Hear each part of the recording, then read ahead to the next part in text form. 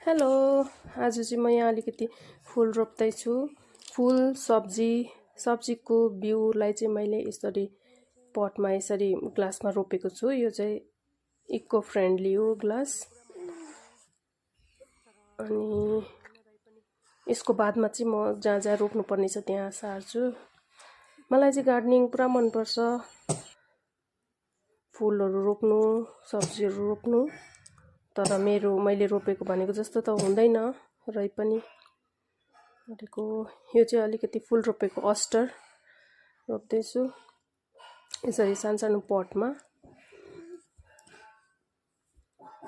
सबै यो मैले अहिले रोपेको हो। अन्त निकैवटा छ, तर भनेको जस्तो चाहिँ आउँदैन कहिले पनि। अन्त रोपिसकेपछि चाहिँ म यसरी माथिबाट यसरी पानी हालिदिन्छु। यसरी पानी हाल्नु चाहिँ हुन्छ कि हुँदैन, तर म चाहिँ यसरी हाल्छु। र यो फुल कस्तो फुल्ने छ, कस्तो हुनेछ म तपाईहरुलाई अपडेट गर्दै गर्छु। हेर्नु होला मेरो ब्लग। Thank you.